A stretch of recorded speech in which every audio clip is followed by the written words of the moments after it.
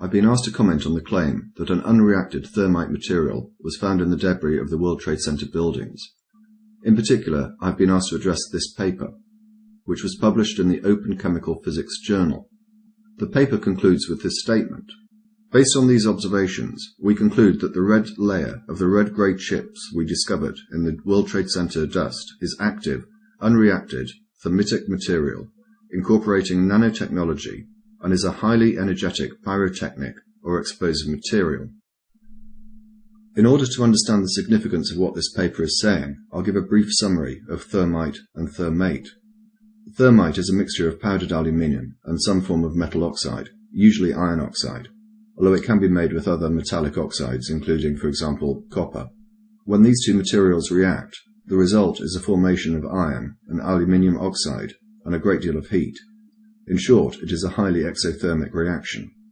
Also, because the oxygen necessary for the process comes from the metal oxide, thermite compounds do not require atmospheric oxygen, and so are ideal for use in, amongst other things, underwater incendiary devices.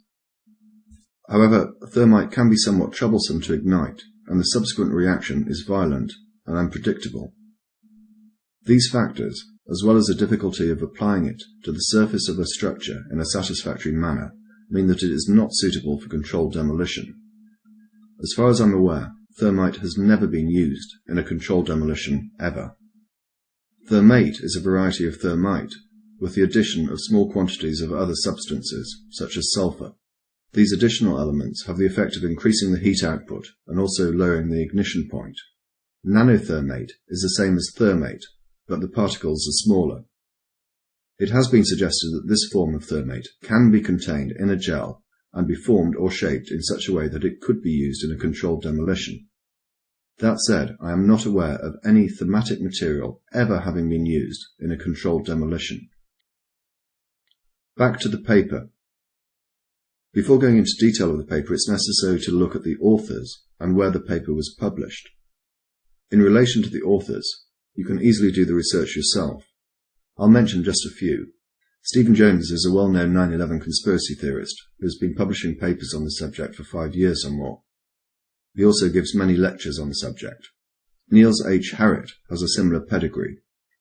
Greg Roberts gave his address as Architects and Engineers for 9/11 Truth, a collection of 1,000 or so people from across the world who have joined together to encourage further investigations into 9/11 due to their belief that the original investigations were, in effect, a cover-up. One gives their address as International Center for 9/11 Studies. The website for that organization is somewhat lacking in detail, so I used the Contact Us function, and I did get a response. I'll come back to that later. Bearing in mind that the conclusion that they reach in this paper basically uncovers one of the greatest conspiracies the world has ever known, where do they go in order to publicize their findings? The Open Chemical Physics Journal. This, it has to be said, is an interesting choice. And by interesting, I mean not only are the contents of the paper not appropriate for a journal purporting to cover that topic, but I also mean it in a totally and deliberately sarcastic way.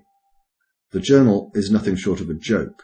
Despite having an editorial board of 90 or so people from throughout the world, in 2009, the journal published 4 papers.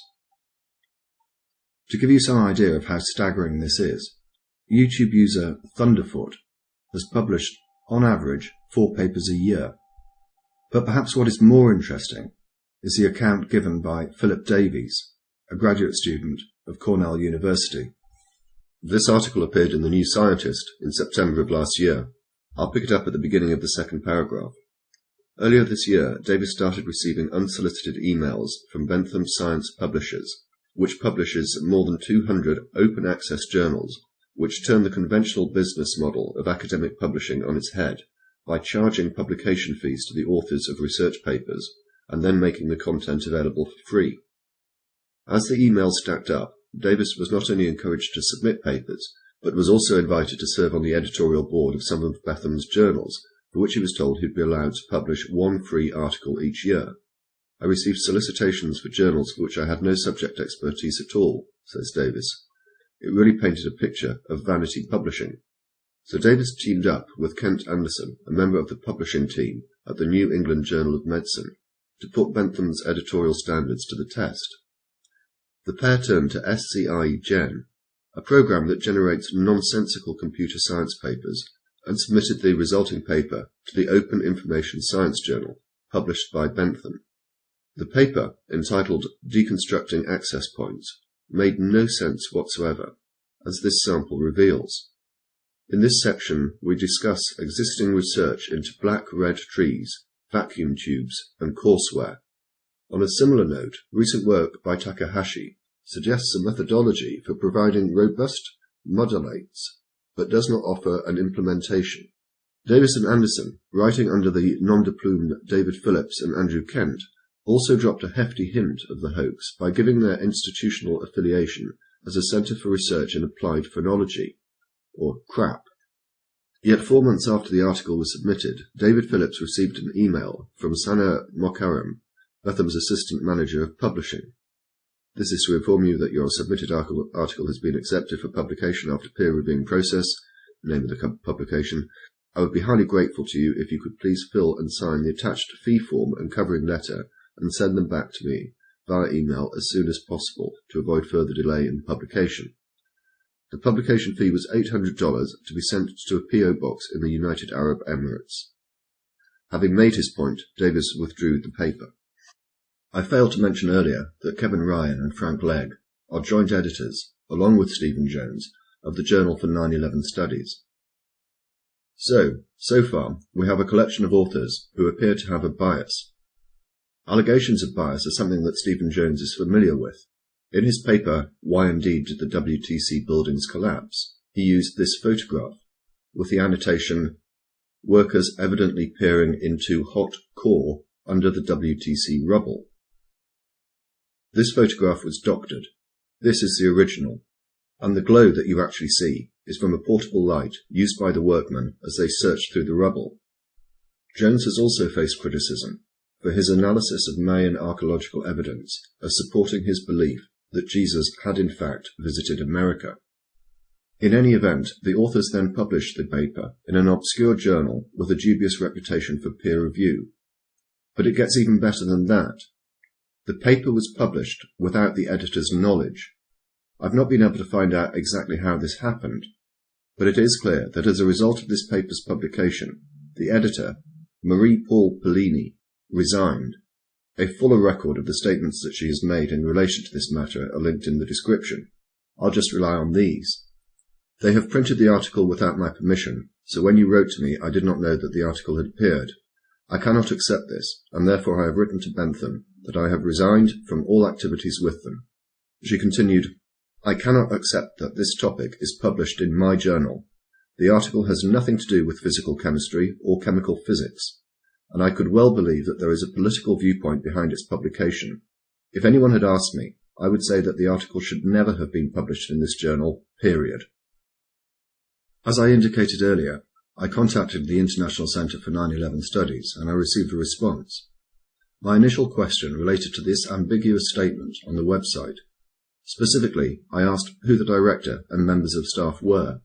I received a response from James Gawley, one of the authors of the paper, indicating that he was director. He then asked how he could help. I replied by asking about the paper, and again he responded and asked if I had any specific questions. I sent him a list of 7. For the purposes of this video, only a few are important. I asked him whether the paper had been peer-reviewed. His response was, it was peer-reviewed by, if I remember correctly, 2 reviewers chosen by the journal editors. I don't recall if I ever found out who did the review, or who it was if I did. I asked about the editor's resignation. His response was, I didn't follow the resignation episode very well. I think I recall something about her saying something like she didn't feel qualified to give her opinion on the paper's technical merits, which was a nonsense. But what is of more importance is this. I don't know whether the people who rely upon this paper as evidence of the use of thermite or thermate actually know what the paper says. Here is a response I received from James Gawley when I touched upon the subject. Firstly, we don't know whether nanothermite was used to bring the towers down. It might have played some other role, such as keeping the fires going long enough to make the fire-induced collapse theory plausible. It might have been used in conjunction with other high-explosive materials to bring the building down.